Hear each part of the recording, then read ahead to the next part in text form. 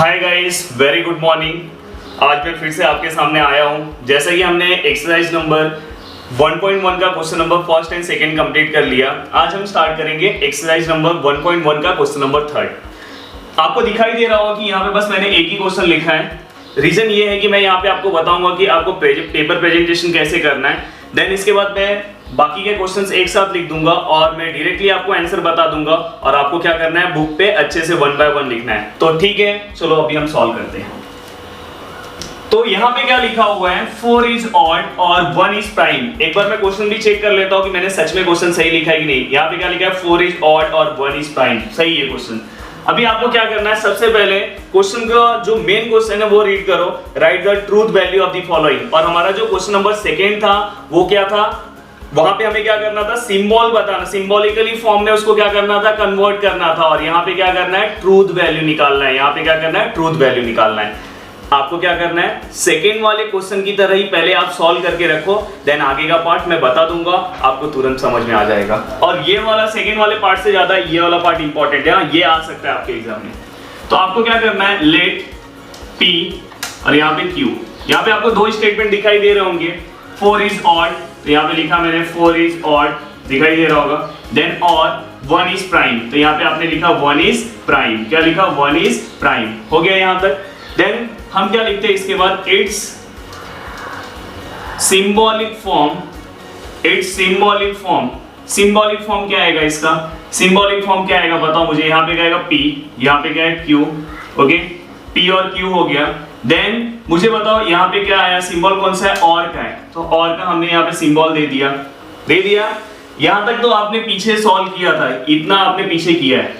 Then अभी आपको आगे क्या है, ट्रूथ वैल्यू जो निकालना है वो कैसे आप निकालोगे, मैं यहाँ पे आपको बताता हूँ। आपको ऐसा लाइन ड्रॉ नहीं करना है। फिर से बोल रहा हूँ कि मैं जैसे जैसे ऐसा लाइन ड्रॉ किया हो तो आपको भी ऐसा ही लाइन नहीं ड्रॉ करना है। सर आप जैसा करोगे हम भी वैसा ही करेंगे। मैंने यहाँ पे इसलिए लाइन ड्रॉ किया कि आपको डिफरेंस समझ में आए। या तो ये तो सम तो बहुत इजी है, पीछे का तो ऑलरेडी इतना मुझे आता है, बस इतना ही सीखना है। तो अभी जो मैं बता रहा हूँ वो आपको एक्स्ट्रा इसके अंदर करना है। क्या करना है, सबसे पहले आपको दोनों स्टेटमेंट का ट्रूथ वैल्यू बताना है। देखो यहाँ पे मैं लिख रहा हूँ, statement P is and statement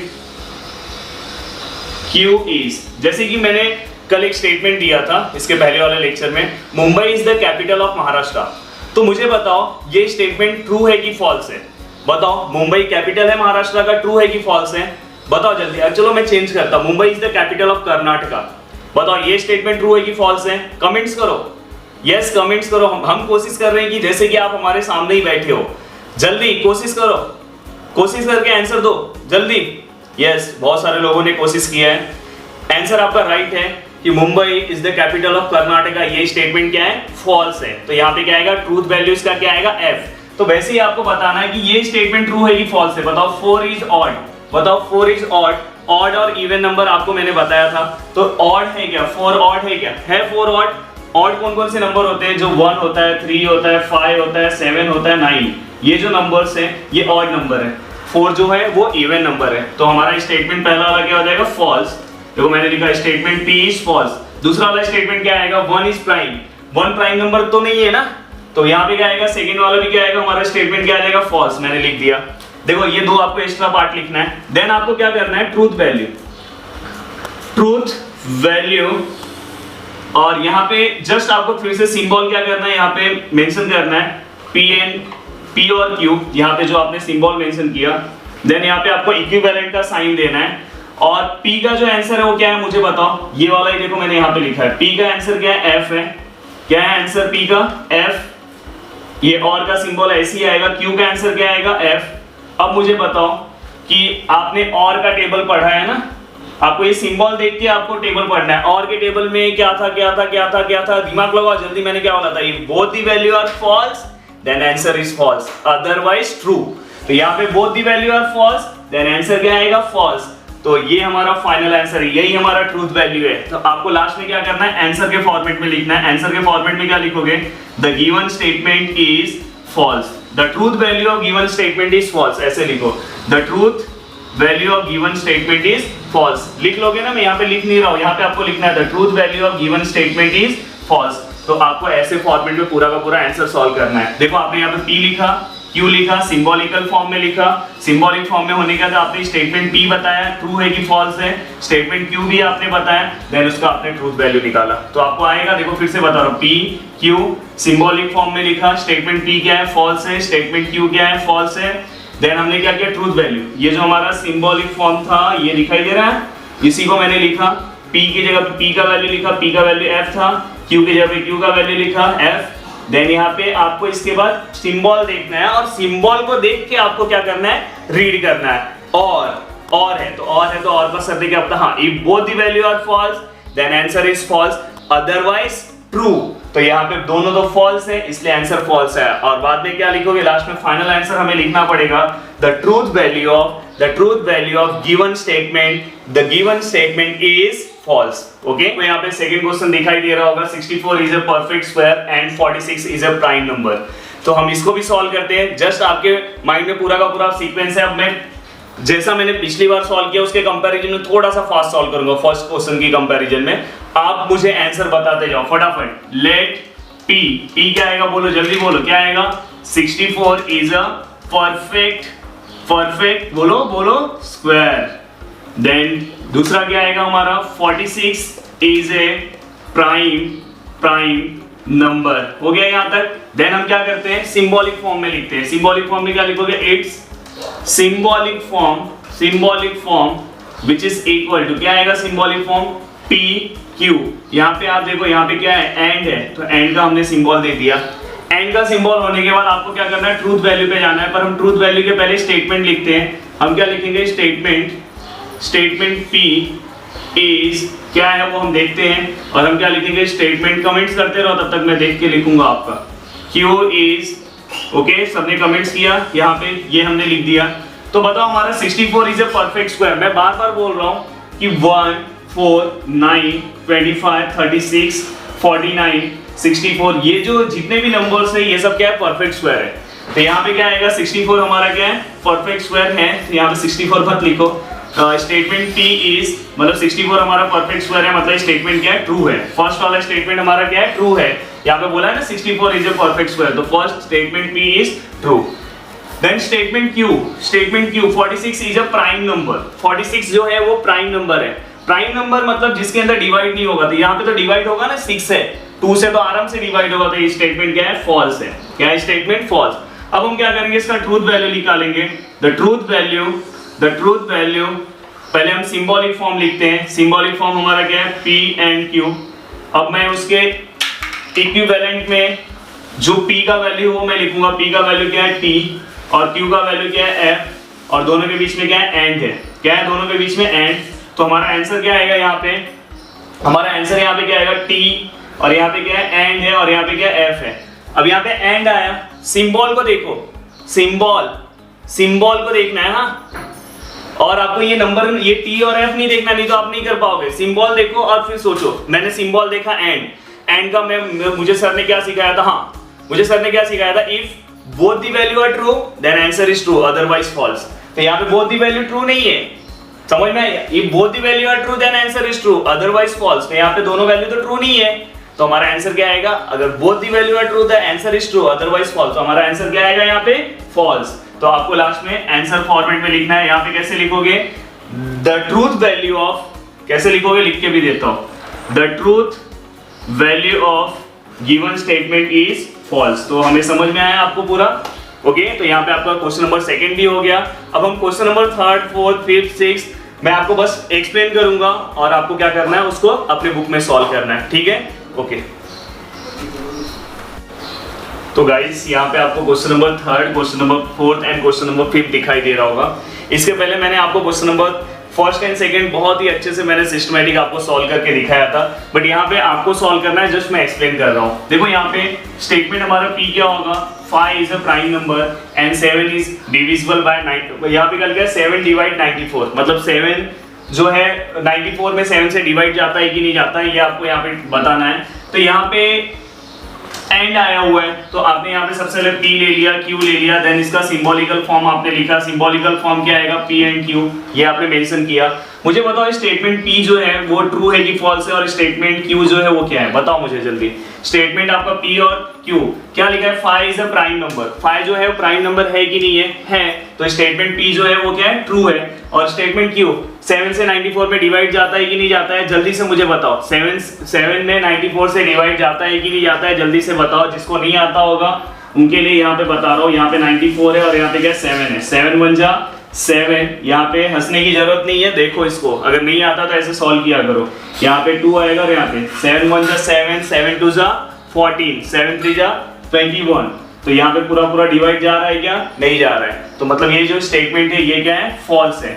अब आप क्या, आपको सिंबॉलिक फॉर्म पता है तो आप क्या लिखोगे, यहाँ पे T, यहाँ पे जो आपका सिंबॉलिक फॉर्म है P and Q, तो यहाँ पे क्या आएगा T and F, और यहाँ पे एंड है। If both the value are true then answer is true, but यहाँ पे दोनों ट्रू नहीं है तो आंसर ट्रू नहीं आएगा, तो आंसर हमारा क्या आएगा, फॉल्स। तो हमारा फाइनल आंसर क्या है, फॉल्स है। सिस्टमैटिक मैंने नहीं लिखा है, वो आपको लिखना है। ओके, नेक्स्ट ये क्वेश्चन मैं आपको लास्ट में बताता हूँ, थोड़ा सा ये क्वेश्चन अलग है। यहाँ पे देखो क्या आएगा, if 3 multiply by 5 which is equal to 8 then 3 plus 5 which is equal to 15। अब मुझे बताओ, बस मैं आपको ट्रूथ वैल्यू वो सब आपको आता है, सिंबॉलिक फॉर्म निकालने। इफ और देन का सिंबॉलिक फॉर्म ये आएगा, आपको पता है, समझ में आ रहा है कि नहीं। अब बताओ मुझे P वाला जो आपका स्टेटमेंट है ट्रू है कि नहीं है। 3 5 15 होता है, पर यहाँ पे कितना लिखा है, 8 लिखा है, मतलब पहला वाला स्टेटमेंट क्या है, फॉल्स है। देन सेकंड 3 प्लस 8 कितना, 3 प्लस 5 कितना होगा, 3 प्लस 5 अगर हम प्लस करेंगे तो क्या होगा, 8 होगा, तो ये भी हमारा जो स्टेटमेंट क्या है, फॉल्स है। तो आपको पता होगा अगर यहाँ पे फॉल्स फॉल्स है, ये एरो मार्किंग वाला पता है, इफ वाला क्या था हमारा, if first value is true and second value is false then answer क्या आएगा, फॉल्स आएगा। तो यहाँ पे तो वैसा नहीं है, देन अदरवाइज ट्रू, तो यहाँ पे आंसर लास्ट में हमारा क्या आएगा, यहाँ पे आंसर ट्रू आएगा। ठीक है, तो ये जस्ट मैं आपको अच्छे से लिख के नहीं दे रहा हूँ, ऐसे ही मैं आपको लिख के दे रहा हूँ, क्योंकि इसके पहले मैंने आपको लिख के दिया है, पर आपको ऐसे लिखना नहीं, एकदम सिस्टमैटिक अच्छे से लिखना है। मैंने यहाँ पे स्टेटमेंट की वैल्यू आपको लिख के दे दी है, पहला वाला स्टेटमेंट क्या है, दूसरा वाला स्टेटमेंट क्या है, देन उसका फाइनल आंसर क्या आएगा। ओके गाइस, तो मैंने यहाँ पे फिर से उसी क्वेश्चन को लिखा है, it is not true that 5 - 3i is a real number. मैं आपको सिस्टमैटिक अच्छे से सॉल्व करके ही दे देता हूँ, नहीं तो आप मिस्टेक करोगे। तो आपको क्या करना है, सबसे पहले इसके अंदर एक ही स्टेटमेंट आपको पता है, आपने यहाँ पे लिखा 5 - 3i is a real number. Okay, आपने यहाँ पे लिखा। देन हम क्या करते हैं, हमारे पास Q तो है नहीं, हम क्या करेंगे, डायरेक्ट इसका सिंबॉलिक फॉर्म लिखेंगे। हम डायरेक्ट क्या लिखेंगे, इट्स सिंबॉलिक फॉर्म, डायरेक्ट हम इसका सिंबॉलिक फॉर्म लिखेंगे। सिंबॉलिक फॉर्म क्या आएगा, बताओ मुझे। सिंबॉलिक फॉर्म इसका क्या आएगा, सिंबॉलिक फॉर्म में ये P रहेगा, बट यहाँ पे नॉट है, इसके पहले ही मैंने आपको बताया था नॉट है, तो इसका सिंबॉलिक फॉर्म क्या आएगा, निगेशन ऑफ P। क्या आएगा, निगेशन ऑफ P। अब हमें क्या करना है, ट्रूथ वैल्यू निकालना है। तो ट्रूथ वैल्यू में हम सबसे पहले स्टेटमेंट बताते हैं कि हमारा स्टेटमेंट क्या है, तो हम यहाँ पे लिखेंगे स्टेटमेंट P इज, बताओ स्टेटमेंट P क्या है, बताओ। 5 - 3i is a real number, 5 - 3i is a complex number, क्योंकि साथ में आया है, तो ये हमारा स्टेटमेंट क्या है, फॉल्स है। तो हम अगर इसका ट्रूथ वैल्यू अगर निकालने जाएंगे, मैं यहाँ पे सॉल्व करता हूँ, अगर हम इसका ट्रूथ वैल्यू निकालने जाएंगे, truth value which is equal to negation P मैंने लिख दिया। देन यहाँ पे निगेशन ऐसे ही रहेगा, और यहाँ पे क्या आएगा, F आएगा, P की जगह मैंने F पुट कर दिया, और निगेशन F जो रहेगा, निगेशन F मतलब F का अपोजिट क्या आएगा, जल्दी बताओ, T। तो हमारा जो आंसर है वो क्या आएगा, हमारा आंसर क्या आएगा, T आएगा। तो मैंने यहाँ पे आपको सिस्टमैटिक इस क्वेश्चन को सॉल्व करके दे दिया। ये क्वेश्चन को डिफरेंट मार्किंग करके रखो, एग्जाम के पहले इसको आपको एक बार प्रैक्टिस करना ही पड़ेगा, बाकी का आप देख लोगे चलेगा। Next question, milk is a white if and only if sky is blue. तो ये क्वेश्चन आपको सॉल्व करना है, यहाँ पे एक P कंसीडर करो, Q कंसीडर करो, देन उसके अकॉर्डिंग आपको सॉल्व करना है। नेक्स्ट क्वेश्चन है कि 24 इज अ कॉम्पोजिट नंबर और 17 इज अ प्राइम नंबर। तो इस क्वेश्चन को भी आपको ही सॉल्व करके जल्दी से कमेंट्स करना है, दोनों क्वेश्चन को सॉल्व करके जल्दी से कमेंट्स करना है कि आपको आ रहा है कि नहीं आ रहा है। सिंबल आपको पता है, उसके अकॉर्डिंग आपको क्या करना है, सॉल्व करना है। ठीक है, अभी हम क्वेश्चन नंबर 3 हमारा कंप्लीट हो गया, अब हम क्वेश्चन नंबर 4 पे जाते हैं।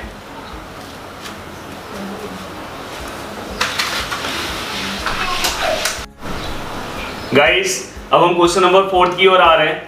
देन क्वेश्चन नंबर 4 एंड 5 बहुत ही इजी क्वेश्चन है। क्वेश्चन नंबर 4 भी वैसे ही आपको सॉल्व करना है, आपको टेबल आना चाहिए। टेबल एक बार फिर से चाहिए तो आप रिवाइज कर लो, एक बार टेबल फिर आगे जाओ। समझ में आ रहा है? फिर से मैं एक बार फास्ट रिवीजन ले रहा हूँ आपके टेबल का। एंड में क्या रहेगा, if both the value are true then answer is true. और में क्या रहेगा, if both the value are false then answer is false. और इसके बाद इफ और देन में क्या आएगा, निगेशन में तो जस्ट अपोजिट रहेगा। इफ और देन में क्या आएगा, if first value is true and second value is false then answer is false. याद रखना आंसर फॉल्स आएगा। और लास्ट में इफ एंड ओनली इफ में क्या आएगा, if both the value are same, दोनों वैल्यू अगर एक जैसे होंगे तो आंसर क्या आएगा, ट्रू आएगा। और अदरवाइज क्या आएगा, फॉल्स आएगा। तो आपको एक बार टेबल क्या करना है, रिवाइज कर लेना है। अब यहाँ पे क्वेश्चन के हेडिंग में क्या दिया है, आपके पास भी पीडीएफ होगा, आप प्लीज क्वेश्चन के हेडिंग को देखो। If the statement P, Q are true, मतलब उन लोग ने पहले ही बोल दिया कि P और Q को क्या लो, T लो, मतलब P और Q पहले से ही उन लोग ने बता दिया क्या ट्रू है, क्या है, ट्रू है। और R और S आर फॉल्स, उन लोग ने बोला है कि R और S जो है, R और S है वो क्या है, फॉल्स है। क्या है वो, फॉल्स है। R और S क्या है हमारा, फॉल्स है। दिखाई दे रहा है, थोड़ा सा उसका साइज चेंज हो चुका है। Then determine the truth value of the following, हमें क्या करना है, just truth value of the following just हमें क्या करना है, फाइंड आउट करना है। आपको क्या करना है पता, P और Q आपको पता है T है। देखो मैं यहाँ पे सॉल्व कर रहा हूँ। P की जगह पे मैं क्या लिखूंगा, P की जगह पे क्या लिखूंगा बताओ, T। Q भी मुझे क्या बोला है, Q वाला भी जो स्टेटमेंट वो भी क्या है, ट्रू है। और यहाँ पे R आया, R और S क्या बोला था, फॉल्स है। सबसे पहले आपको क्या करना है, ब्रैकेट सॉल्व करना है। ये कुछ मत करो, ब्रैकेट ऐसी। अब देखो ये ब्रैकेट कैसे सॉल्व करोगे, एंड आया, if both the value are true then answer is true otherwise false. तो यहाँ पे दोनों ट्रू नहीं है तो हमारा आंसर क्या आएगा, फॉल्स। ओके, अब यहाँ पे जैसे ये हो गया, समझ में आ रहा है कि नहीं, both the value are true then answer is true. तो यहाँ पे दोनों तो ट्रू नहीं था, इसलिए मैंने क्या लिखा, फॉल्स लिखा।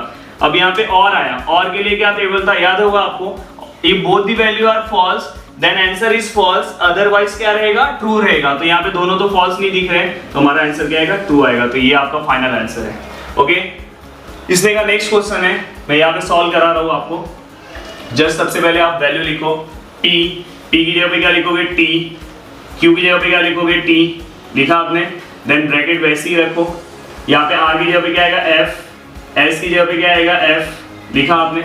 देखो P की जगह पे T, Q की जगह पे T, R की जगह पे F, S की जगह पे F। सबसे पहले मैंने आपको क्या सिखाया, आपको ब्रैकेट सॉल्व करना है।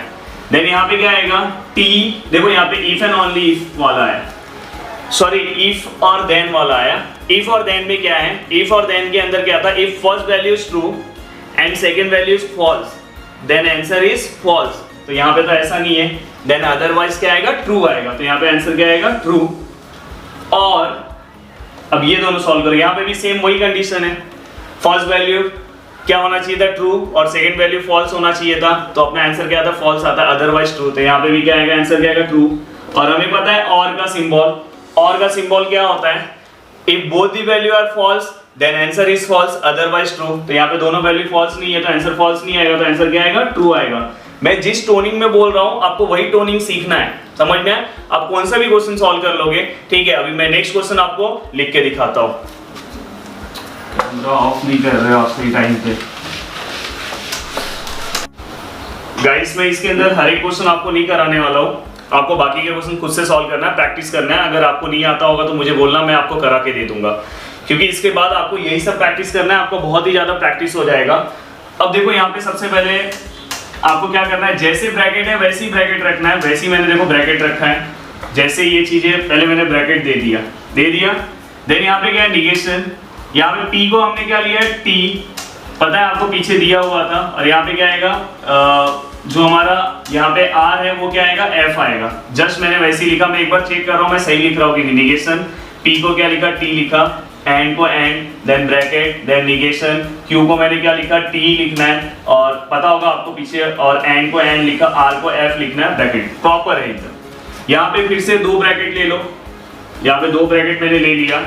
यहाँ पे Q क्या था हमारा, T है, R क्या हमारा F है, P क्या हमारा T है, और R हमारा क्या है, F है। मैंने पूरा लिख लिया। एक बार फिर से चेक कर लिया करो, ये वाला हम फिर से चेक कर लेते हैं, ब्रैकेट सही है, ये सही है, Q T R F P T R S R F। Okay, अब देखो, अब आपको क्या करना है, तो सबसे पहले जो ऐसे छोटे ब्रैकेट है, यहाँ पे ओपन ब्रैकेट दिखाई दे रहा है, वो आपको सॉल्व करना है। ये आप लिख सकते हो, ये आप डायरेक्ट लिख सकते हो, निगेशन ऑफ T का निगेशन क्या आएगा, F आएगा।